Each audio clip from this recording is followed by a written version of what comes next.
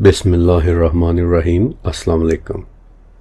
میرا نام فرقان قریشی ہے اور آج میں آپ کو سیرت النبی سیریز کی 7ویں قسط میں خوش آمدید کہتا ہوں۔ میں جانتا ہوں کہ اس مرتبہ ویڈیو تھوڑی سی لیٹ ہو گئی ہے، ایسا اس لیے کیونکہ ایک تو درمیان میں عید کی چھٹیاں آ گئی تھیں، لیکن اس کے بعد سے میری صحت کچھ ٹھیک نہیں تھی۔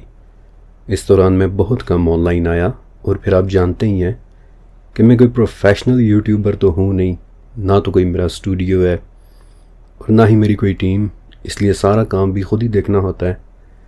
چھوٹے بڑے کام، تمام ریسورسز، انہیں خود ہی مینیج کرنا پڑتا ہے۔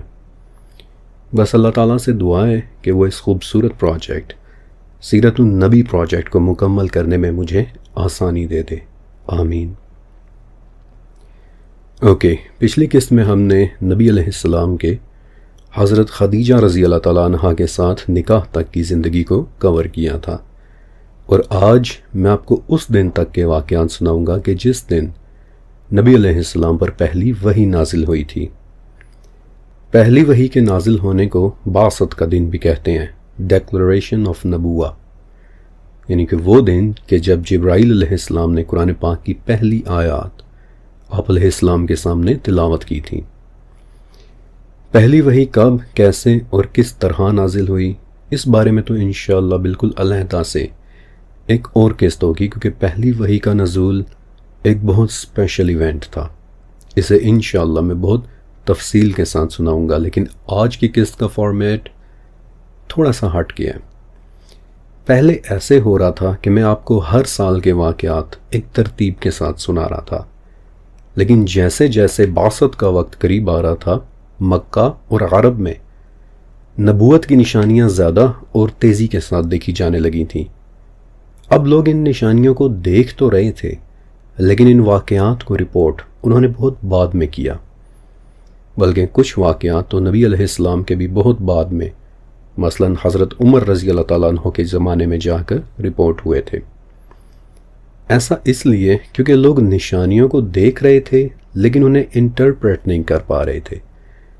مثلا آج میں آپ کو ایک واقعہ سناؤں گا کہ جس میں مدینہ کی ایک عورت کو جنات میں سے ایک جن نے خبر دی تھی کہ کچھ بڑا ہونے والا ہے، لیکن ایک تو وہ خبر اشعار کی صورت میں تھی، حالانکہ نارملی جنات کاہنوں کے کانوں میں سرگوشیاں کیا کرتے تھے، اور دوسرا یہ کہ وہ اشعار ان لوگوں کو تب تک سمجھ نہیں آئے تھے کہ جب تک غزوہ بدر اور غزوہ احد نہیں ہو گئے تھے، اور جب وہ لڑائیاں ہو گئیں تب لوگوں کو سمجھ آئی کہ وہ پیشن گوئی اس دن کے بارے میں تھی۔ لہٰذا یہ واقعہ بھی بہت بعد میں رپورٹ ہوا تھا۔ البتہ ایک بڑا واقعہ ایسا ہے کہ جو یقیناً آپ سب نے بچپن میں سن رکھا ہوگا اور آپ اسے پہچان بھی لیں گے، لیکن وہ واقعہ آج شاید پہلی مرتبہ آپ پورے طریقے سے سننے والے ہیں۔ ہوا یوں کہ حضرت خدیجہ رضی اللہ تعالیٰ عنہ سے شادی کے بعد کئی سال گزر گئے، یہاں تک کہ نبی علیہ السلام کی عمر 34 یا 35 سال ہو گئی، تو مکہ میں ایک فیصلہ ہوا کہ کعبہ کو نئے سرے سے تعمیر کیا جائے۔ یہ فیصلہ کیوں ہوا، اس کی بہت ساری وجوہات تھیں۔ مثلا ایک دن لوگوں نے دیکھا کہ کعبہ کے نیچے سے پانی نکل رہا ہے، تو لوگ بڑے حیران ہوئے، اور جب انہوں نے کھدائیاں کی تو پتہ چلا کہ یہاں تو پہلے سے ہی کسی نے سرنگیں کھود رکھی ہیں۔ پھر جب اس پورے معاملے کی تحقیق ہوئی تو پتہ چلا کہ ودیق نام کا ایک غلام ہے کہ جو کعبہ کے نیچے موجود خزانے کو چوری کرنا چاہ رہا تھا، اور کعبہ کے نیچے واقعی ایک خزانہ موجود تھا۔ اس وقت کعبہ کے نیچے کنویں کی شکل کا ایک تہہ خانہ بنا ہوا تھا کہ جس میں ہر وہ چیز دفن کر دی جاتی تھی کہ جو کعبہ کی طرف حج کے لیے آنے والے لوگ وہاں نذرانے کے طور پر چھوڑ جایا کرتے تھے، مثلا سونے چاندی کے برتن اور ہیرے جواہرات کے ہار وغیرہ۔ اور ودیق وہ 2 سونے کے ہرن چوری کرنے میں کامیاب ہو بھی گیا تھا کہ جو کسی زمانے میں حضرت عبد المطلب نے وہاں رکھے تھے۔ آپ کو یاد ہوگا کہ وہ پورا واقعہ میں نے سنایا بھی تھا۔ بہرحال اس چور کو پکڑ لیا گیا، اس کے دونوں ہاتھ بھی کاٹ دیے گئے، اور اس سے پوچھا گیا کہ تم یہ کس کے کہنے پر کر رہے ہو، کیونکہ اتنا بڑا خزانہ تم اکیلے نے نہیں چرانا تھا۔ لیکن اس نے یہ نہیں بتایا کہ اس کے پیچھے کون ہے۔ پھر ایک اور وجہ ہوئی کہ ایک عورت تھی کہ جو ایک مرتبہ کعبہ کو دھونی دے رہی تھی، خوشبو دے رہی تھی، تو اس کے بخور سے آگ کا ایک شعلہ نکلا کہ جو کعبہ کے غلاف پر پڑ گیا اور اسے وہاں سے جلا دیا۔ تو قریش نے فیصلہ کیا کہ اب ہمیں کعبہ کو ریکنسٹرکٹ کرنا چاہیے، کیونکہ اس طرح ایک تو کعبہ کے اندر رکھی چیزیں چوری سے محفوظ ہو جائیں گی، اور دوسرا اس کی عمارت بھی پہلے سے کہیں زیادہ مضبوط ہو جائے گی۔ لیکن نئی عمارت بنانے کے لیے کعبہ کی پرانی عمارت کو گرانا ضروری تھا، اور یہ کام مکہ والوں کے لیے سب سے زیادہ مشکل تھا، کیونکہ ان کا ماننا تھا کہ اگر ہم نے کعبہ کو گرانے کی کوشش کی تو ہم پر بھی بالکل ویسی آفتان پڑے گی کہ جیسی ابراہ کے ہاتھیوں پر آئی تھی۔ وہ لوگ بھی کعبہ کو گرانے کے لیے ہی آئے تھے، اور آپ کو پتہ ہی ہے کہ پھر کیسے ابابیلوں نے ان کے ٹکڑے کر دیے تھے۔ بہرحال کئی دن کے سوچ و بچار کے بعد پھر ولید ابن مغیرہ مخزومی نامی ایک آدمی نے ہمت کی، اس نے کدال اٹھائی اور اونچی آواز میں بولا، لم نزغ، یعنی ہم کچھ غلط کام نہیں کرنے والے۔ آج ہم کچھ پتھر گرانے کے بعد انتظار کریں گے، اگر کوئی آفت آئی تو ہم کعبہ کو جیسا یہ ہے بالکل ویسا ہی چھوڑ دیں گے، اور اگر کوئی آفت نہ آئی تو ہم سمجھ لیں گے کہ ہمیں نئی تعمیر کی خاطر اسے گرانے کی اجازت دے دی گئی ہے۔ اور یوں ولید نے کدالیں مار مار کر ایک طرف کے کچھ پتھر گرا دیے۔ جب پوری رات گزر گئی اور مکہ والوں نے دیکھا کہ ولید تو محفوظ رہا ہے اور اس پر کوئی مصیبت نہیں اتری، تو پھر باضابطہ طور پر مکہ کی پرانی عمارت کو ڈیمولش کرنے کا کام شروع ہو گیا۔ لیکن اس دوران ایک بات بڑی ہی زبردست اور عجیب ہوئی۔ جب یہ لوگ تمام دیواریں گرا چکے اور کعبہ کی بیس میں اس مقام تک پہنچ گئے کہ جو بالکل نیچے تھا، تو انہوں نے دیکھا کہ وہاں گہرے سبز رنگ کے یعنی ڈارک گرین اور آپس میں انٹرلاکڈ ہوئے زمرد جیسے کچھ بڑے بڑے پتھر لگے ہوئے ہیں، اور یہ وہ پتھر تھے کہ جنہیں حضرت ابراہیم علیہ السلام نے خود اپنے ہاتھوں سے لگایا تھا۔ کافی دیر تک وہ لوگ مبہوت کھڑے ان پتھروں کو دیکھتے رہے، اور پھر جب ان میں سے ایک آدمی نے ان سبز پتھروں کے درمیان اپنی کدال رکھی تاکہ انہیں بھی اکھیڑ دے، تو اچانک پورے مکہ میں ایک زوردار کڑاکے کی آواز آئی کہ جیسے کہیں بجلی گری ہو، اور وہ لوگ وہیں رک گئے اور سمجھ گئے کہ بس اب اس سے زیادہ ہم پرانی عمارت کو ٹچ نہیں کر سکتے۔ ابراہیم علیہ السلام کے لگائے ہوئے ان گہرے سبز پتھروں کو اکھیڑنے کی اجازت نہیں ہے، اور اس پوائنٹ پر آ کر قدیم عمارت کی ڈیمولشنگ کا کام مکمل ہو گیا۔ البتہ ایک بات اور کہ جو میں آپ کو ضرور بتانا چاہوں گا کہ سیرہ کی تمام بڑی کتابوں میں ایک تحریر کا ذکر ہے کہ جو ان ڈارک گرین پتھروں پر لکھی ہوئی ملی تھی۔ عام طور پر ہوتا یہ ہے کہ قدیم عمارتوں پر کچھ نہ کچھ لکھا ہوا مل جاتا ہے کہ فلاں عمارت فلاں شخص نے بنوائی تھی، جنہیں قدیم انسکرپشنز کہتے ہیں۔ لیکن جو بات ان سبز پتھروں پر لکھی ہوئی تحریر کو بہت زبردست بناتی ہے وہ ہے اس تحریر کا بالکل فرسٹ پرسن نیریٹو ہونا۔ ابھی میں بتاتا بھی ہوں کہ اس کا کیا مطلب ہوا۔ بہرحال یہ تحریر قدیم سیریاک زبان میں لکھی ہوئی تھی، مکہ والے اس کو پڑھ نہیں پا رہے تھے، لہٰذا مدینہ سے ایک بڑے یہودی عالم کو بلوایا گیا تاکہ وہ اس تحریر کو عربی میں ترجمہ کرے، اور تب کہ جب اس نے ترجمہ کیا تو پتہ چلا کہ اس میں تو بالکل فرسٹ پرسن نیریٹو لکھا ہوا ہے کہ میں مکہ کا مالک اللہ، جس نے اسے اس وقت بنایا کہ جب میں نے آسمانوں اور زمین کو پیدا کیا، اور اس کے دونوں طرف 7 فرشتوں کو کھڑا کیا کہ جو تب تک اس کی حفاظت کریں گے جب تک اس کے پہاڑ باقی رہیں گے، اور یہاں کا دودھ اور پانی یہاں کے رہنے والوں کے لیے برکت ہے۔ امیزنگ۔ کعبہ کے نیچے ان گرین پتھروں پر یہ تحریر بالکل فرسٹ پرسن نیریٹو ہے کہ میں مکہ کا مالک اللہ، اللہ اکبر۔ یہ سن کر انسان کو ایک جھرجھری آ جاتی ہے۔ نیچرلی یہ ڈارک گرین پتھر آج بھی کعبہ کے نیچے موجود ہیں، انہیں کبھی کسی نے نہیں چھیڑا کیونکہ انہیں چھیڑنے کی کبھی کسی کو جرت ہی نہیں ہوئی۔ آئی وانڈر کہ ان خوبصورت زمرد جیسے پتھروں کو اپنی آنکھوں سے دیکھنا کیسا لگتا ہوگا. Imagine that. اور بائی دی ویز وہ خزانہ آج بھی کعبہ کے نیچے موجود ہے، بلکہ اس خزانے کے حوالے سے تو نبی علیہ السلام کی ایک پیشن گوئی بھی موجود ہے کہ قیامت سے پہلے کعبہ کو ایک حبشی توڑ دے گا اور توڑ کر اس کا خزانہ نکال دے گا، اور اس حبشی کی نشانی یہ ہوگی کہ اس کی ٹانگیں بہت پتلی پتلی ہوں گی. اللہ اکبر. پتہ نہیں وہ کیسا دن ہوگا، اور پتہ نہیں ہماری زندگیوں میں آئے گا بھی یا پھر ہمارے بعد. اللہ تعالیٰ ہمیں وہ دن دیکھنے سے محفوظ رکھے، آمین. بہرحال ڈارک گرین پتھروں والی تحریر کے علاوہ 2 تحاریر اور بھی ملی تھیں. دوسری تحریر مقام ابراہیم کے پاس سے ملی تھی، اور اس میں لکھا ہوا تھا کہ یہاں 3 طرف سے رزق آتا ہے. اور ایک تحریر اور بھی ملی تھی کہ جس میں لکھا تھا کہ جو نیکی بوئے گا لوگ اس پر رشک کریں گے، اس جیسا بننا چاہیں گے، اور جو رسوائی بوئے گا وہ شرمندگی اٹھائے گا. اللہ رب العزت ذلت سے محفوظ فرمائے، یہ لکھا تھا اس میں. اور پھر ان تحریروں کے مل جانے کے بعد کہ جب قریش کو پوری طرح سے تسلی ہو گئی تو پھر کعبہ کی باقاعدہ ریکنسٹرکشن کا کام شروع ہوا. لیکن ریکنسٹرکشن سے پہلے ایک شرط رکھی گئی کہ کعبہ کی تعمیر میں جو بھی پیسہ لگے گا وہ صرف اور صرف جائز سورسز سے کمایا ہوا پیسہ ہوگا. نہ تو اس میں کسی ناچنے اور گانے والی کی کمائی شامل ہوگی اور نہ ہی کسی قسم کا سودی کاروبار کرنے والے کی. دراصل اس شرط کے پیچھے بھی ایک واقعہ ہوا تھا. قریش کے ایک نیک آدمی تھے ابو وہب. کعبہ کی تعمیر کے وقت جب بھی وہ نئے پتھروں میں سے کوئی پتھر اٹھاتے تو وہ پتھر فٹ نہ بیٹھتا، نیچے گر جاتا. تو اس وقت اس ان یوزول بات کو دیکھتے ہوئے ابو وہب نے کہا کہ قریش، اس گھر کی تعمیر تم صرف حلال پیسوں سے ہی کر سکو گے. بہرحال تعمیر شروع ہوئی اور ہر قبیلے نے اپنے لیے کوئی نہ کوئی ٹاسک مقرر کر لیا. مختلف قبیلے مختلف قسم کا کنسٹرکشن مٹیریل پرووائڈ کرنے لگے.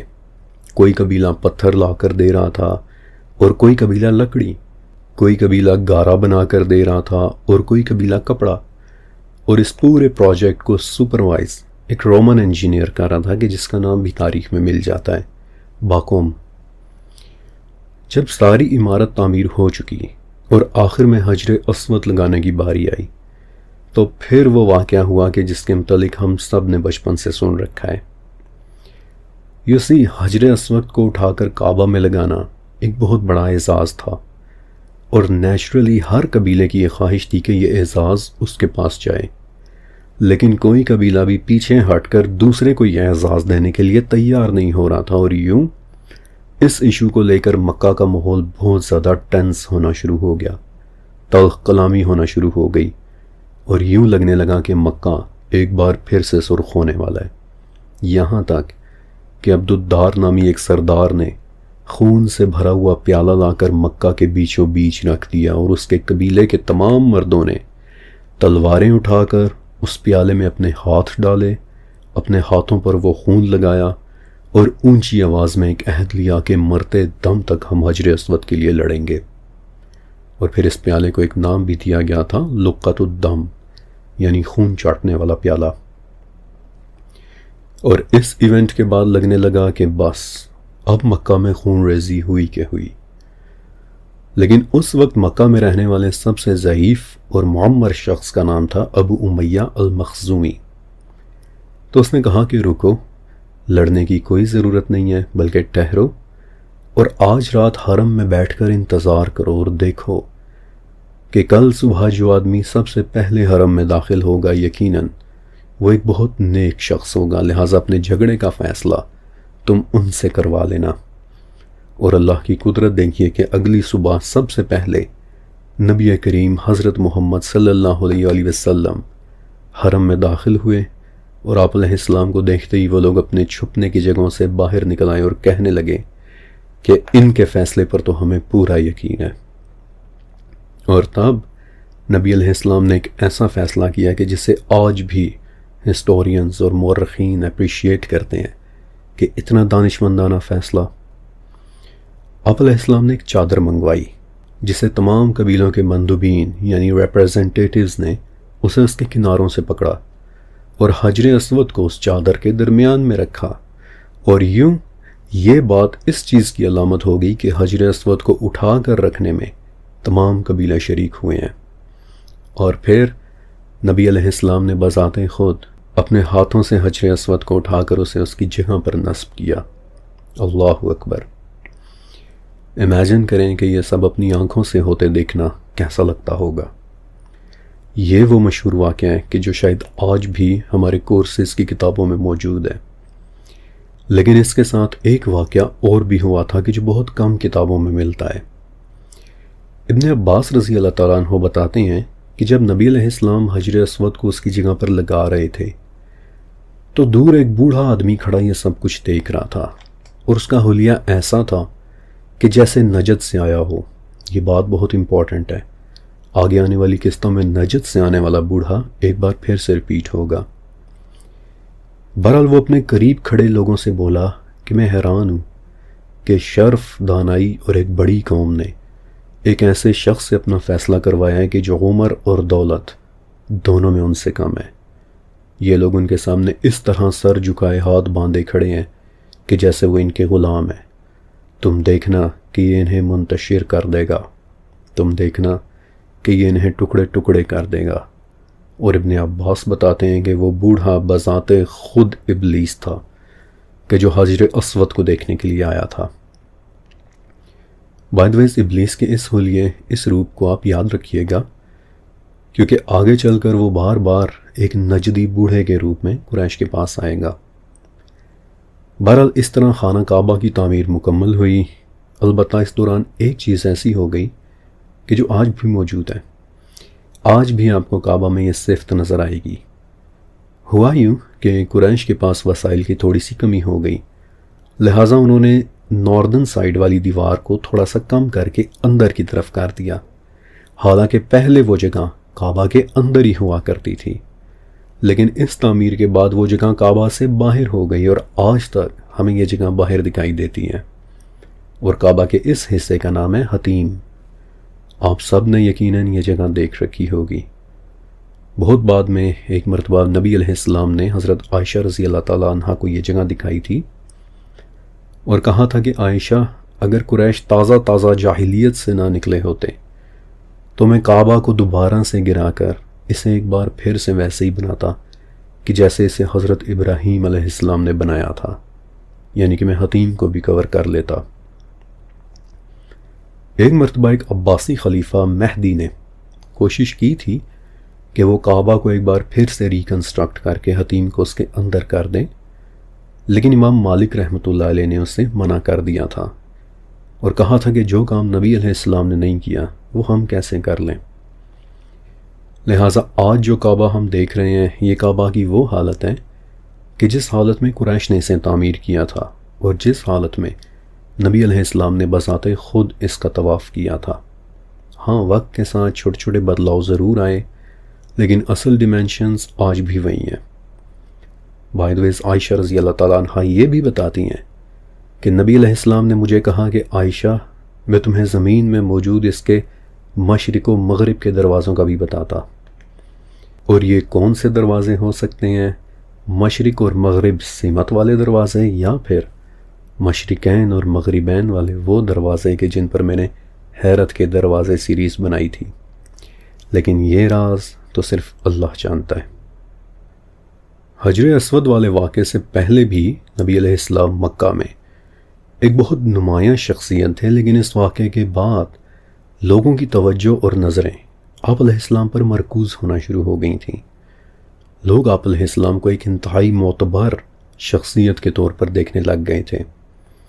اس لیے اب اس زمانے کے دوران ہمیں نبی علیہ السلام کے خوبصورت حلیے کے متعلق انفارمیشن ملنا شروع ہو جاتی ہے۔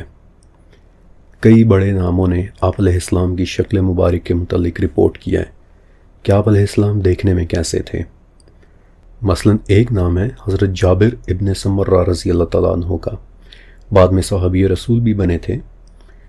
تو کہتے ہیں کہ ایک رات میں اپنے گھر کی چھت پر کھڑا ہوا تھا اور اس رات بہت خوبصورت پورا چاند نکلا ہوا تھا، اور میں نے آپ کو بتایا بھی تھا کہ مکہ میں چاند کو بہت زیادہ وینریٹ کیا جاتا تھا۔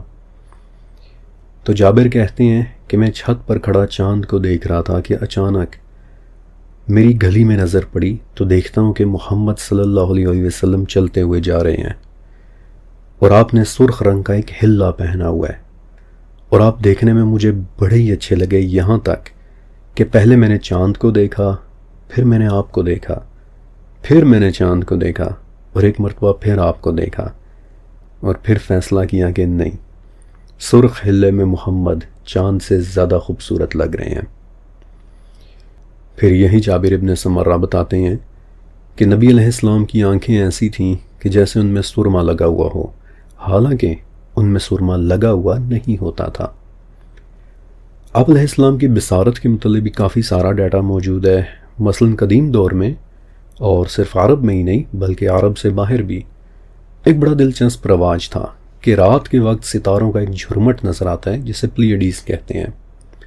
عربی زبان میں اس جھرمٹ کو سریا کے ستارے بھی کہتے ہیں، اور یہ جھرمٹ پاکستان سے بھی نظر آتا ہے، اور اگر میں آپ کو دکھاؤں تو آپ شاید اسے پہچان بھی لیں گے۔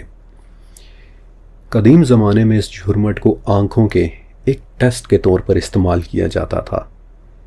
ایک عام انسان اس جھرمٹ میں 5 سے 6 ستارے دیکھ لیتا ہے، لیکن جو شخص 7 ستارے دیکھ لیتا تھا اسے تیر اندازی یعنی آرچری یا سکاؤٹس کی پوزیشن کے لیے ایک بہترین آدمی سمجھا جاتا تھا، کیونکہ 7 ستارے دیکھنے والے کی نظر پرفیکٹ سمجھی جاتی تھی۔ لیکن امام قرطبی رحمۃ اللہ علیہ اپنی کتاب اسماء النبی میں لکھتے ہیں کہ نبی علیہ السلام اس جھرمٹ کے 11 ستاروں کو آئیڈینٹیفائی کر لیا کرتے تھے۔ اللہ اکبر۔ بائی دا وے یہ ایک بہت دلچسپ ٹیسٹ ہے۔ اب تو خیر لائٹ پولوشن کا بھی ایک فیکٹر ہوتا ہے، رات کے آسمان اب اتنے صاف نہیں رہے کہ جتنے پہلے ہوا کرتے تھے، لیکن کبھی موقع ملے تو بارش کے بعد رات کے صاف آسمان میں اس جھرمٹ کو ضرور دیکھیے گا، یہ بہت خوبصورت جھرمٹ ہے، اور اورائن کی کانسٹلیشن کے بالکل اوپر نظر آتا ہے۔ نبی علیہ السلام کی خوبصورت آنکھوں اور بصارت کے متعلق بھی رپورٹس مل جاتی ہیں۔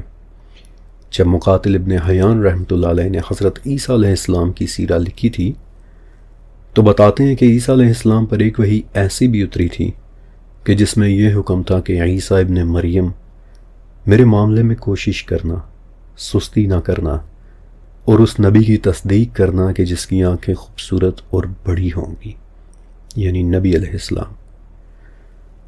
لیکن یہاں آپ نے ایک بات اپنے ذہن میں رکھنی ہے کہ نبی علیہ السلام کی مبارک صفات میں سے کچھ باتیں ایسی تھی کہ جو آپ علیہ السلام میں پہلے سے موجود تھی، لیکن کچھ صفات معراج کے واقعے کے بعد مینیفیسٹ ہوئی تھیں، اور ہونی بھی تھیں، کیونکہ آخر معراج کوئی چھوٹا واقعہ تو تھا نہیں۔ نبی علیہ السلام کو اس دنیا کی ٹائم اینڈ سپیس اور فزکس کے قوانین سے بالکل آزاد کر کے معارج کے ذریعے، یعنی آسمان میں چڑھنے والے راستوں کے ذریعے 7 آسمانوں کو کراس کر کے اوپر سدرۃ المنتہا تک لے جایا گیا تھا، اور وہاں نبی علیہ السلام کو وہ رنگ دکھائے گئے تھے کہ جنہیں ہم نہیں جانتے۔ تو نیچرلی کچھ صفات آپ علیہ السلام میں معراج والے واقعے کے بعد مینیفیسٹ ہوئی تھیں۔ واقعہ معراج پر انشاءاللہ علیحدہ سے پوری ایک قسط ریلیز ہوگی، لیکن معراج کے بعد آپ علیہ السلام کی بصارت میں جو واضح چینج آیا، علامہ قاضی رحمۃ اللہ علیہ لکھتے ہیں، وہ یہ تھا کہ آپ علیہ السلام کو دن اور رات میں بالکل ایک جیسا نظر آنے لگ گیا تھا، بالکل ویسے ہی کہ جیسے جب کوہ طور پر اللہ تعالیٰ نے حضرت موسیٰ علیہ السلام سے کلام کیا تو موسیٰ علیہ السلام کو شدید اندھیرے میں بھی پہاڑوں کے اوپر رینگتی ہوئی چونٹیاں تک دکھائی دینے لگ گئی تھیں۔ بلکہ ایک مرتبہ تو نبی علیہ السلام نے خود فرمایا تھا کہ میں تمہیں پیچھے سے بھی ایسے ہی دیکھتا ہوں کہ جیسے اب تمہاری طرف منہ کر کے تمہیں سامنے سے دیکھ رہا ہوں۔ اور سنن دارمی کی ایک حدیث کے مطابق ایک مرتبہ ایسے بھی ہوا تھا کہ قبروں کے قریب سے گزرتے ہوئے آپ علیہ السلام نے قبر کے اندر دیکھ لیا تھا کہ ان میں موجود لوگوں کو عذاب ہو رہا ہے۔ پھر معراج ہی کے بعد نبی علیہ السلام کی سماعت، یعنی آپ علیہ السلام کا سننا، عام لوگوں سے کئی گنا بڑھ کر ہو گیا تھا۔ مثلاً ایک مرتبہ نبی علیہ السلام نے اپنے اصحاب سے پوچھا کہ کیا تم لوگ بھی وہ سن رہے ہو کہ جو مجھے سنائی دے رہا ہے؟ صحابہ نے کہا کہ نہیں یا رسول اللہ۔ تو آپ علیہ السلام نے فرمایا کہ جو میں دیکھ رہا ہوں اسے تم نہیں دیکھ سکتے، اور جو میں سن رہا ہوں اسے تم نہیں سن سکتے۔ مجھے آسمان کے چرچرانے کی آواز سنائی دے رہی ہے، اور وہ بالکل ٹھیک چرچرا رہا ہے، کیونکہ اس میں کوئی ایسی خالی جگہ نہیں ہے کہ جدھر کوئی فرشتہ سجدے میں گرا ہوا نہ ہو۔ یعنی جب کسی چیز پر کوئی بے انتہا بھاری وزن ڈال رہا ہو تو وہ چیز چرچرانے لگتی ہے، دبنے لگتی ہے، اور آسمان فرشتوں کے وزن کی وجہ سے چرچرا رہا تھا، دب رہا تھا، اور نبی علیہ السلام کو اس کے دبنے اور اس کے چرچرانے کی آواز تک سنائی دیا کرتی تھی۔ اور پھر وہ فرشتے بھی تو دیکھیں کہ ایسے ایسے قدیم اور عظیم فرشتے ہیں کہ جنہیں اگر ہم دیکھ لیں تو شاید ہمارا دل دھڑکنا بھی بند ہو جائے۔ آئی وش کہ میں آپ کو ان فرشتوں کی شکل و صورت کے متعلق بھی بتاتا، لیکن پھر بات کہیں اور چلی جائے گی۔ پھر خوشبو، بائی دا وے ٹیکنیکلی نبی علیہ السلام کی یہ تمام صفات بعثت اور معراج کے بعد رپورٹ ہوئی تھی، لیکن جیسا کہ میں نے آپ کو اس قسط کے شروع میں بتایا تھا کہ آج ہم نبی علیہ السلام کی زندگی کے اس دور کو کور کر رہے ہیں کہ جو بعثت کے بالکل آس پاس کا ہے۔ اس میں کچھ واقعات ایسے ہیں کہ جو نوٹس تو پہلے ہو گئے تھے لیکن رپورٹ پھر بعثت کے بعد ہوئے تھے، اور میں آپ کو نبی علیہ السلام کی یہ مبارک صفات اس لیے بتا رہا ہوں تاکہ آپ کو ایک تصور کرنے میں آسانی ہو کہ صحابہ کرام کو کیا نظر آتا تھا۔ جب صحابہ کرام نبی علیہ السلام کو دیکھتے تھے تو وہ کیا دیکھا کرتے تھے، اور انہی صفات میں سے ایک صفت تھی نبی علیہ السلام کی خوشبو۔ مدینہ میں 5 بہنیں رہتی تھیں کہ جن میں سے ایک کا نام تھا عمیرہ بنت مسعود رضی اللہ تعالیٰ عنہ۔ کہتی ہیں کہ ایک مرتبہ ہم نبی علیہ السلام سے ملنے کے لیے آئیں تو دیکھا کہ آپ علیہ السلام اس وقت بیٹھے خشک گوشت کھا رہے ہیں۔ آپ نے اپنے ہاتھ میں گوشت کا جو ٹکڑا پکڑا ہوا تھا وہ مجھے دے دیا۔ میں نے تھوڑا سا خود کھایا اور باقی اپنی 4 بہنوں میں تقسیم کر دیا، اور انہوں نے فوراً سے وہ گوشت کھا لیا، اور خدا کی قسم کہ اس دن سے لے کر آج تک ہمارے منہوں سے ایک خوبصورت مہک آئے چلی جا رہی ہے، وہ خوشبو ختم ہی نہیں ہو رہی، اور تب سے لے کر آج تک ہمارے منہوں سے کبھی کوئی فحش بات نہیں نکلی۔ یہ تمام واقعات میں آپ کو اس لیے بتا رہا ہوں تاکہ آپ وہاں ہونا ایکسپیرینس کر سکیں کہ جب نبی علیہ السلام کی بعثت ہو چکی تو صحابہ کرام کیا دیکھا کرتے تھے۔ پھر آواز، نبی علیہ السلام کی آواز میں ایک گونج تھی۔ حضرت علی رضی اللہ تعالیٰ عنہ بتاتے ہیں کہ ہم میں سے سب سے خوبصورت آواز نبی علیہ السلام کی تھی، یہاں تک کہ جب آپ گفتگو کیا کرتے تھے، جب آپ خطبات دیا کرتے تھے تو مردوں کے علاوہ عورتیں بھی آپ کی باتیں پردوں کے پیچھے سے بیٹھ کر سنا کرتی تھیں، اور لازمی نہیں کہ وہ خواتین وہاں قریب ہی موجود ہوں، بلکہ ام ہانی نبی علیہ السلام کی کزن تھی، حضرت علی رضی اللہ تعالیٰ عنہ کی بہن تھی۔ بتاتی ہیں کہ ہم نبی علیہ السلام کے گھر سے دور رات کو اپنے گھروں میں سو رہے ہوتے تھے تو نبی علیہ السلام کی تلاوت کی آواز ہمیں اپنے بستروں کے اندر تک سنائی دیا کرتی تھی۔ عبد الرحمن ابن معاذ رضی اللہ تعالیٰ عنہ بتاتے ہیں کہ نبی علیہ السلام منا میں خطبہ دے رہے تھے اور آواز ہمیں اپنے خیموں تک آیا کرتی تھی، حالانکہ نبی علیہ السلام بالکل نارمل آواز میں بول رہے ہوتے تھے لیکن آپ کی آواز دور دور تک جایا کرتی تھی۔ پھر آپ علیہ السلام کے بال، خالد بن ولید رضی اللہ تعالیٰ عنہ بتاتے ہیں کہ نبی علیہ السلام کے کچھ بال میں نے اپنی ٹوپی میں سی کر رکھے ہوئے تھے، اور خدا کی قسم جس لڑائی میں وہ ٹوپی شریک ہوئی اس لڑائی میں ہم کبھی بھی نہیں ہارے۔ پھر آپ علیہ السلام کی خوشبو کے متعلق ایک اور واقعہ کہ جو مجھے یاد آ گیا کہ ایک مرتبہ ایک آدمی نبی علیہ السلام کے پاس آیا اور کہا کہ یا رسول اللہ، میری بیٹی کی شادی ہونے والی ہے، تو کیا آپ میری کچھ مدد کر سکتے ہیں؟ تو نبی علیہ السلام نے جواب دیا کہ میرے پاس تو اس وقت کچھ بھی نہیں ہے، میرے ماں باپ آپ پر قربان، میرا سب کچھ آپ کے لیے وقف، آپ کے ایک ایک لفظ پر لاکھوں کروڑوں درود و سلام۔ تو وہ آدمی بولا کہ یا رسول اللہ، پھر مجھے آپ اپنا تھوڑا سا پسینہ ہی دے دیں، اور نبی علیہ السلام نے اسے اپنا پسینہ دے دیا۔ وہ آدمی بتاتا ہے کہ میری بیٹی اسے کسی خوشبو کی طرح لگایا کرتی تھی، اور جب وہ لگاتی تھی تو پورے مدینہ کی عورتیں اس خوشبو کو سونگھنے کے لیے میری بیٹی کے گھر آیا کرتی تھیں۔ اب آپ کو سمجھ آ رہی ہے کہ رحمت للعالمین کا اصل مطلب کیا ہے۔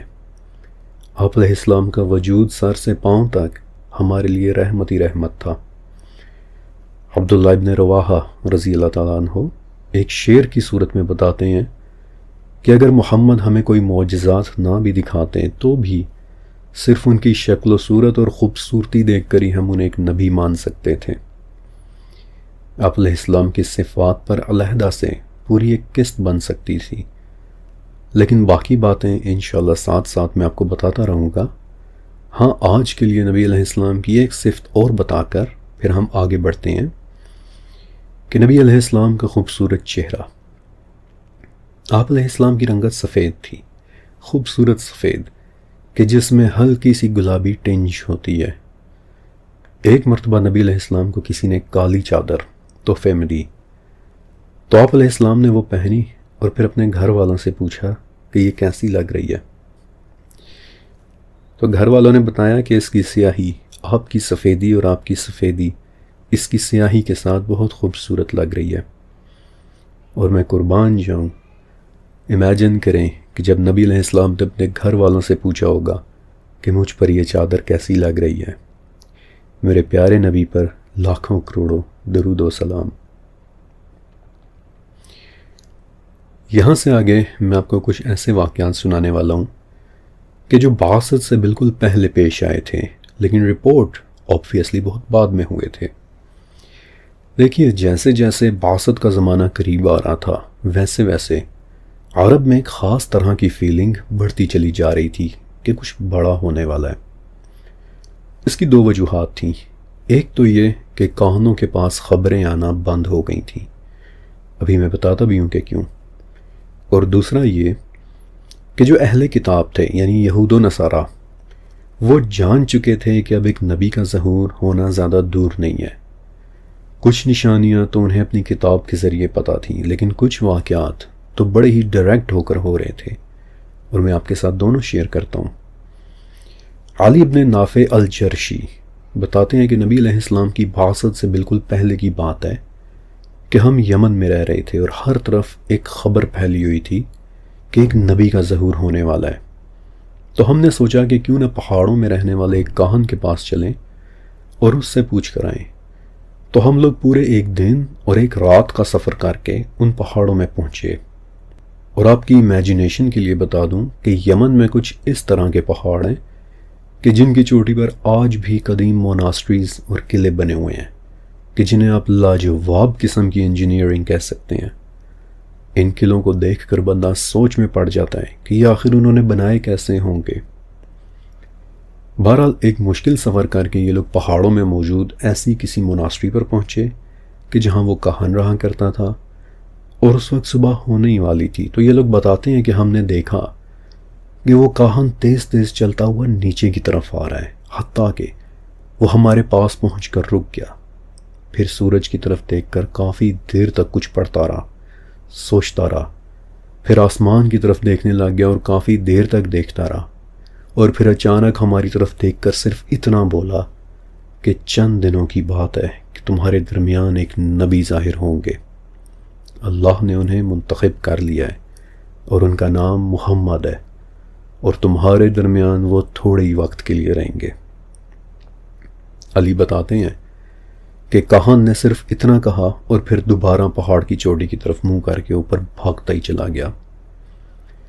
پھر عاصم ابن عمر رضی اللہ تعالیٰ عنہ بتاتے ہیں کہ یہود و نصارہ کا رویہ ہمارے ساتھ بدلنا شروع ہو گیا۔ حالانکہ یہ وہ لوگ تھے کہ جو ہمارے ساتھ بڑا گھل مل کر رہا کرتے تھے، اور ہمیں اندازہ تھا کہ اپنی کتاب کے ذریعے انہیں کچھ ایسی باتوں کا پتہ ہے کہ جو ہمیں نہیں معلوم، لیکن دھیرے دھیرے ان کا رویہ ہمارے ساتھ کافی زیادہ بدل گیا، اور وہ ہمیں کہنے لگ گئے کہ عنقریب تمہارے درمیان ایک نبی آئے گا، اور جب تم لوگ اس پر ایمان لے آؤ گے تو ہم تمہیں ویسے ہی قتل کریں گے کہ جیسے عاد اور ارم کو قتل کیا گیا تھا۔ عاصم بتاتے ہیں کہ ان کے اس بیہیویئر پر ہمیں بڑی حیرت بھی ہوتی تھی۔ بائی دی ویز یہ وہ لوگ تھے کہ بعد میں جن کے متعلق البقرہ کی 89 نمبر آیت بھی اتری تھی کہ جس چیز کو یہ لوگ پہچانتے تھے جب وہ ان کے پاس آ گئی تو یہ کافر ہو گئے۔ یہ لوگ اس آیت کا بیک گراؤنڈ تھے۔ دوسری طرف مدینہ میں سلمہ ابن سلامہ رضی اللہ تعالیٰ عنہ، یہ بعد میں بدری صحابی بھی بنے تھے، لیکن اس وقت بالکل ایک چھوٹے بچے تھے، اور بتاتے ہیں کہ یہودیوں کا ایک عالم ہمارے گھر کے قریب رہا کرتا تھا۔ تو ایک دن میں چادر لپیٹے اپنے گھر کے باہر بیٹھا تھا تو دیکھتا ہوں کہ یہودی اپنے گھر سے نکل کر ایک ایسی جگہ کھڑا ہو گیا ہے کہ جہاں سے اسے گلی کا ہر گھر نظر آنے لگ گیا ہے، اور اچانک اس نے اپنا ہاتھ اٹھا کر مکہ اور یمن کی طرف اشارہ کیا اور اونچی آواز سے بولا کہ ان قریب ادھر سے ایک نبی کا ظہور ہونے والا ہے، اور پھر اس نے ایک طویل ڈسکرپشن دی کہ اس نبی کی کیا کیا خصوصیات ہوں گی۔ تو لوگ بڑے حیران ہوئے اور پوچھا کہ یہ جو باتیں تم بتا رہے ہو یہ کب تک ظاہر ہوں گی؟ تو وہ یہودی جس نے اپنے ہاتھ سے مکہ کی طرف اشارہ کر کے رکھا ہوا تھا، اس نے اچانک اپنے ہاتھ کا رخ میری طرف کر دیا اور بولا کہ اگر اس بچے کی زندگی رہی تو یہ اس نبی کو ضرور دیکھے گا۔ اور سلمہ بتاتے ہیں کہ واقعی ایسا ہوا۔ زیادہ عرصہ نہیں گزرا تھا کہ نبی علیہ السلام بذات خود ہمارے درمیان موجود تھے۔ یہ چند واقعات تھے کہ جن میں نبی علیہ السلام کی بعثت کی نشانیاں نظر آتی تھیں، لیکن عرب میں کچھ واقعات تو بڑی ڈائریکٹ ہو کر ہو رہے تھے۔ ایسے واقعات کہ جن میں جنات نے بذات خود آ کر انسانوں کو بتایا تھا کہ ایک نبی آنے والے ہیں یا پھر آ چکے ہیں۔ مثلاً عروہ ابن مسعود ثقفی رضی اللہ تعالیٰ عنہ بعد میں ایک صحابی بنے، بتاتے ہیں کہ نبی علیہ السلام کی بعثت سے پہلے ایک مرتبہ تجارت کی خاطر میں نجران کے پہاڑوں کی طرف گیا، تو دن بھر کے سفر کے بعد ہم لوگ کافی تھک چکے تھے۔ میرے ساتھی آپس میں باتیں کر رہے تھے، لیکن میں ایک سائیڈ پر ہو کر ایک درخت کے نیچے لیٹ گیا۔ لیکن سونے سے پہلے جو آخری چیز میں نے دیکھی وہ 2 لڑکیاں تھیں کہ جو قریب میں اپنی بکریوں کو چرا رہی تھیں۔ تو عروہ بتاتے ہیں کہ انہیں دیکھتے ہی دیکھتے میری آنکھ لگ گئی، لیکن تھوڑی دیر بعد کسی کی باتیں کرنے کی آواز سے میری آنکھ کھلی اور میں نے دیکھا کہ وہی 2 لڑکیاں میرے قریب بیٹھی آپس میں باتیں کر رہی ہیں، اور ان میں سے ایک لڑکی دوسری سے پوچھ رہی ہے کہ یہ کون ہے؟ دوسری نے جواب دیا کہ یہ عروہ ابن مسعود ہیں کہ جو سردار بنے بغیر ہی سردار بن گئے ہیں۔ عروہ کہتے ہیں کہ میں بڑا حیران ہوا کہ یہ مجھے کیسے جانتی ہے، اور میں نے کچھ بولنے کی کوشش کی لیکن حلق سے میری آواز نکل ہی نہیں پا رہی تھی، اور میں چپ چاپ لیٹا ان لڑکیوں کی باتیں سنتا رہا۔ پھر پہلی نے پوچھا کہ یہ کہاں سے آئے ہیں اور انہوں نے کہاں جانا ہے؟ تو دوسری نے جواب دیا کہ یہ بلند قلعے والی جگہ سے آئے ہیں اور انہوں نے نجران جانا ہے۔ پہلی بولی کہ تم نے سچ کہا، لیکن اس سفر میں انہیں کیا ملے گا؟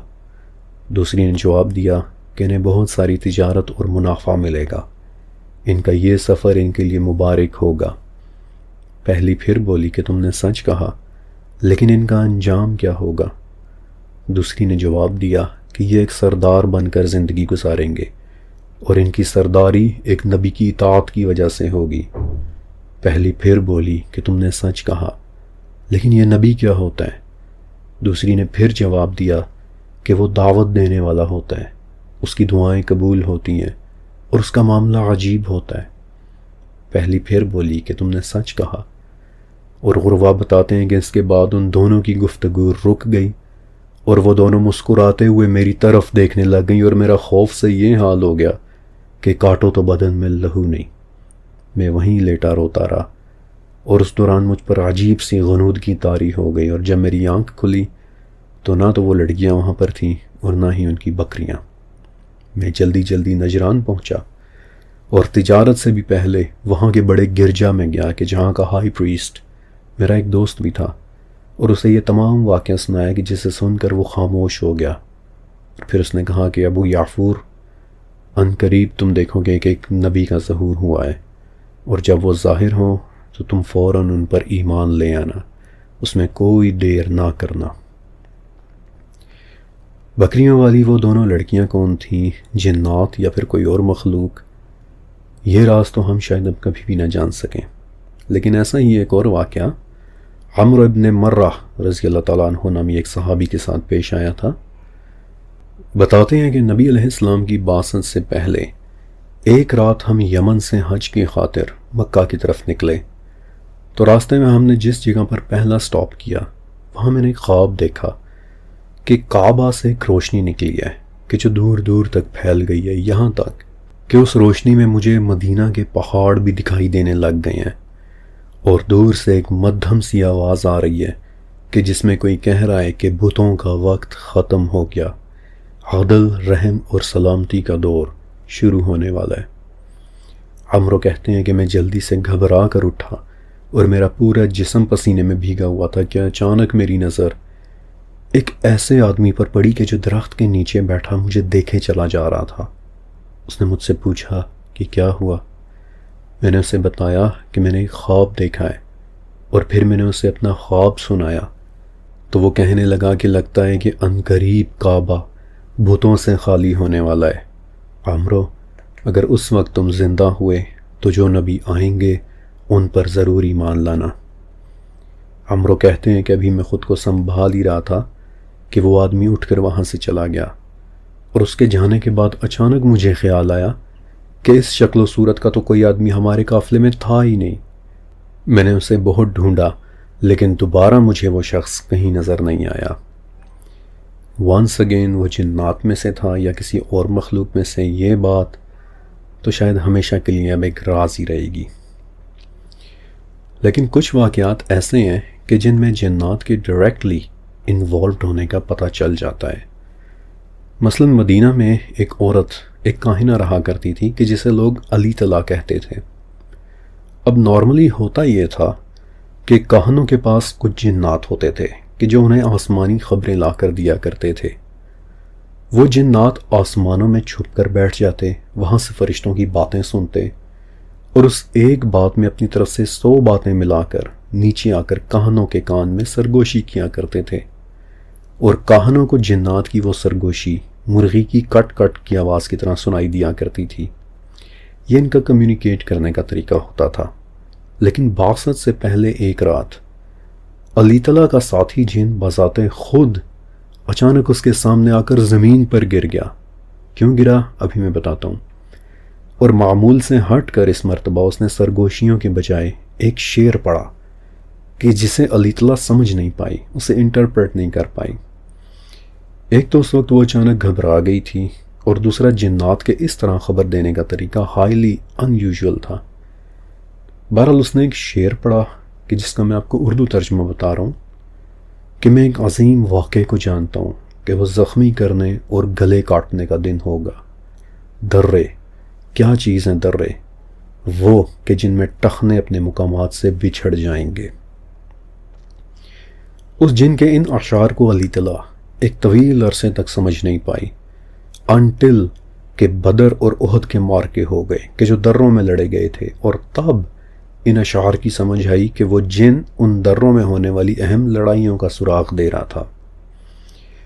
بائی دا ویز وہ جن گرا کیوں، یہ ایک بڑی زبردست لیڈ ہے، اور میں چاہتا ہوں کہ آپ کو اس کے بارے میں بتاؤں، کیونکہ اس سے آپ کو بعثت کی نشانیوں کو سمجھنے میں کافی زیادہ ہیلپ ملے گی، کلیئرٹی ملے گی۔ دیکھیے، جیسے جیسے بعثت کا وقت قریب آ رہا تھا ویسے ویسے جنات اور شیاطین کے لیے آسمان میں جانا مشکل ہوتا چلا جا رہا تھا۔ یہ بات ہمیں سورہ جن سے پتہ چل جاتی ہے کہ جہاں جنات خود مونولوگ کرتے ہوئے بتاتے ہیں کہ ہم خبریں سننے کے لیے جگہ جگہ آسمان میں بیٹھ جایا کرتے تھے، لیکن اب جو ان خبروں کو سننے کے لیے جائے اس کے پیچھے ایک شہاب ثاقب آتا ہے، اور ہمیں نہیں پتا کہ اب زمین والوں کے ساتھ کیا ہونے والا ہے۔ تو بہت ممکن ہے کہ علی تعالیٰ کا وہ جن کوئی خبر لینے کے لیے آسمان کی طرف گیا ہو، اور ایک زوردار شہاب ثاقب نے اسے ہٹ کیا ہو کہ جس کی وجہ سے وہ زخمی ہو کر علی تعالیٰ کے پاس واپس زمین پر آ کر گر گیا تھا۔ ابن عباس رضی اللہ تعالیٰ عنہ بتاتے ہیں کہ جنات کی مختلف قبیلوں کے لیے آسمانوں میں مختلف جگہیں مقرر تھیں۔ کوئی جن زمین کے بالکل قریب بیٹھا کرتا تھا، لیکن کوئی جن آسمان کی اس اوپری سطح کے بالکل نزدیک بیٹھا کرتا تھا، ڈپینڈنگ آن دیئر پاورز کہ وہ آسمان اور زمین کے درمیان سفر کیا کرتے تھے۔ لیکن بعثت کے قریب انہیں آنے جانے سے یکسر منع کر دیا گیا۔ اب جب کاہنوں کے پاس خبریں آنی بند ہو گئیں تو وہ پریشان ہو گئے، سمجھنے لگے کہ جیسے معاذ اللہ آسمان والے ختم ہو گئے ہیں۔ لہٰذا اپنی گھبراہٹ میں جس کاہن کے پاس اونٹ تھے اس نے اونٹ کی قربانی کی، جس کے پاس گائیں تھی اس نے گائے کی قربانی کی، اور جس کے پاس بکریاں تھیں اس نے بکری کی قربانی کی تاکہ دوبارہ سے یہ خبریں آنا شروع ہو جائیں۔ لیکن ایسا نہیں ہوا، کہانت ختم ہو گئی۔ اور کیوں ختم ہوئی؟ کہانت کو ختم کرنا ضروری تھا، آسمان سے خبروں کا آنا بند ہونا ضروری تھا، تاکہ بعثت کے بعد زمین پر نبی علیہ السلام کے علاوہ غیب کی خبریں دینے والا اور کوئی نہ رہے۔ زمین والے وحی کو ان خبروں کے ساتھ کنفیوز نہ کر دیں، وحی کے ایک ڈیوائن میسج ہونے میں کوئی شک نہ رہے۔ یہ وجہ تھی کہ جنات کو آسمان میں چڑھنے سے روک دیا گیا تھا، اور پھر وہ پورا واقعہ سورہ جن میں رپورٹ ہوتا ہے۔ اور جنات سمجھ گئے تھے کہ اگر ہمیں آسمان میں چڑھنے سے روک دیا گیا ہے تو یقیناً زمین پر کوئی بڑا واقعہ رونما ہونے والا ہے، اور اسی طرح اہل کتاب کے علاوہ کاہنوں کو بھی اس بات کا اندازہ ہونا شروع ہو گیا تھا۔ اور جس رات نبی علیہ السلام کی بعثت ہوئی اس رات ابلیس شدید بے چین تھا، کیونکہ اسے اندازہ تھا کہ آج رات کچھ بڑا ہونے والا ہے۔ اور ابن عباس رضی اللہ تعالیٰ عنہ بتاتے ہیں کہ اس نے اپنے سب سے بڑے اور طاقتور جنات کو کہا کہ میرے پاس زمین سے ہر طرف کی مٹی لے کر آؤ۔ اس نے ان مٹیوں کو سونگھا، اور جب اس نے مکہ کی مٹی سونگھی تو فوراً سمجھ گیا کہ آخری نبی کی بعثت ہو چکی ہے۔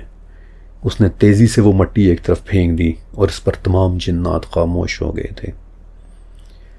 اس کے بعد جب بھی جنات آسمان میں چڑھنے کی کوشش کرتے تو انہیں آگ کا ایک شعلہ مارا جاتا، اور ان شعلوں کو کہ جنہیں ہم شہاب ثاقب یا پھر ٹوٹتے ہوئے تارے بھی کہہ دیتے ہیں، جنات کے علاوہ انسانوں نے بھی نوٹ کیا تھا۔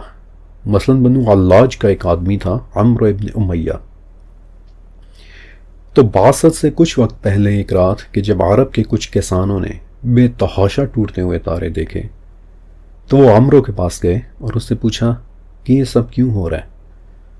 تو اس نے کہا کہ انتظار کرو اور دیکھو، اگر یہ وہ ستارے ٹوٹ رہے ہیں کہ جن سے لوگ راستے معلوم کرتے ہیں، یعنی کانسٹیلیشنز کے ستارے، کہکشاؤں کے ستارے، تو سمجھ لو کہ پھر قیامت آنے والی ہے اور دنیا کا انجام اپنے قریب آ چکا ہے۔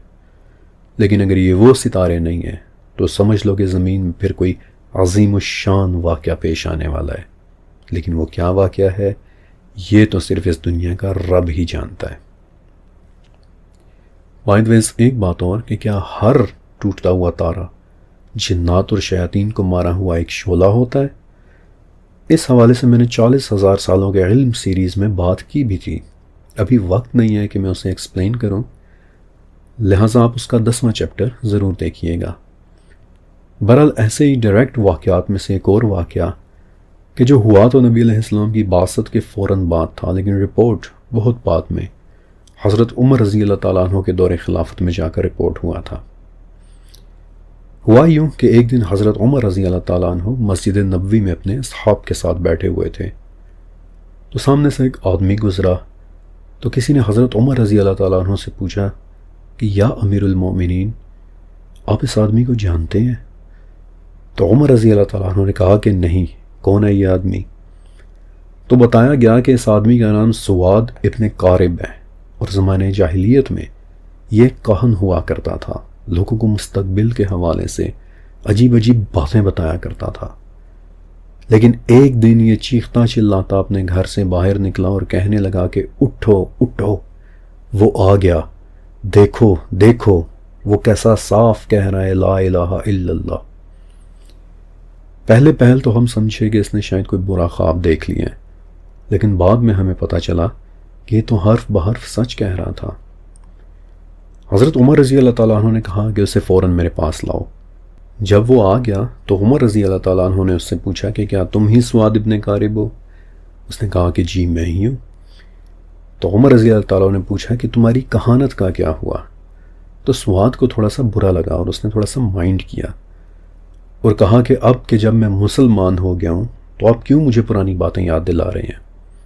تو عمر بن خطاب بولے کہ تمہیں تو وہ باتیں یاد رکھنی چاہیے سواد، وہ تو ایک ایسا وقت تھا کہ جب ہم شرک کیا کرتے تھے لیکن تم لا الہ الا اللہ کی صدائیں لگا رہے تھے، تو کیا تمہاری کہانت نے تمہیں یہ سب بتایا تھا؟ تو سواد بولے کہ نہیں، بلکہ ایک رات کہ جب میں سو رہا تھا تو کسی نے مجھے اپنے پاؤں سے ٹہوکا اور مجھے سرگوشیوں جیسی ایک آواز سنائی دی کہ ابن قارب اٹھو، لوئی ابن غالب کی نسل میں ایک پیغمبر کا ظہور ہوا ہے، اٹھو اور میری بات سنو۔ میں اٹھا تو صحیح لیکن اسے اپنا وہم سمجھ کر دوبارہ سو گیا۔ لیکن دوسری رات ایک بار پھر سے ایسا ہوا، کوئی مجھے اپنے پاؤں سے جگاتا اور کہتا کہ اٹھو میری بات سنو۔ یہاں تک کہ تیسری رات بھی، تو مجھے اندازہ ہو گیا کہ یہ میرا وہی جن ہے کہ جو مجھے خبریں لا کر دیا کرتا تھا۔ لہٰذا چوتھی صبح میں اٹھ کر فوراً محمد الرسول اللہ سے ملنے گیا اور یہ تمام واقعہ انہیں سنا دیا، تو اللہ کے نبی میری یہ داستان سن کر بہت خوش ہوئے۔ یہ واقعہ سن کر حضرت عمر رضی اللہ تعالیٰ عنہ کا چہرہ بھی چمکنے لگ گیا اور وہ بولے کہ سواد، آج سے کئی سال پہلے مجھے کسی نے اس واقعے کے متعلق بتایا تھا اور ایک زمانے سے میری خواہش تھی کہ میں یہ پوری بات سنوں کہ آخر تمہارے ساتھ ہوا کیا تھا۔ خدا کا شکر ہے کہ وہ تمہیں بذات خود میرے سامنے لے آیا، اور بے شک جو بات تم نے بتائی ہے یہ ایک صحیح ترین بات ہے۔ بعد میں حضرت عمر رضی اللہ تعالیٰ عنہ سواد ابن قارب کا بہت خیال رکھا کرتے تھے، لیکن آپ نے دیکھا کہ جیسے جیسے نبی علیہ السلام کی بعثت کا وقت قریب آ رہا تھا ویسے ویسے اس عظیم واقعے کی نشانیاں بڑھتی چلی جا رہی تھیں، اور ابھی تو میں نے آپ کو صرف وہ واقعات سنائے ہیں کہ جو نبی علیہ السلام سے تھوڑا دور رہنے والوں نے رپورٹ کیے تھے۔ ابھی تو چند ایسے بڑے واقعات کا بتانا باقی ہے کہ جو بعثت سے ٹھیک پہلے مکہ میں رہنے والے نبی علیہ السلام کے دوستوں نے اپنی آنکھوں سے ہوتے دیکھے تھے، اور میں آپ کو یقین دلاتا ہوں کہ وہ واقعات سن کر ایک تو آپ نے حیران رہ جانا ہے کہ اتنے واضح واقعات، اور دوسرا یہ کہ ایک بار پھر سے آپ کی آنکھوں سے آنسو نے رواں ہو جانا ہے۔ لیکن اب آپ نے دو کام ضرور کرنے ہیں کہ ایک تو اس ویڈیو کے نیچے موجود لائک کا بٹن ضرور دبا دیجیے گا تاکہ یہ ویڈیو ہماری یوٹیوب فیملی کے باقی ممبرز تک بھی پہنچ جائے، اور دوسرا یہ کہ نیچے کمنٹ سیکشن میں لکھے میرے پنڈ کمنٹ، میرے ٹاپ کمنٹ کو ایک مرتبہ ضرور پڑھ لیجئے گا، کیونکہ سیرت النبی پروجیکٹ کو اسی طرح آسانی کے ساتھ جاری رکھنے کے لیے میری طرف سے آپ سب کے لیے اس میں ایک بہت ضروری پیغام ہے۔ شکریہ اور اللہ حافظ۔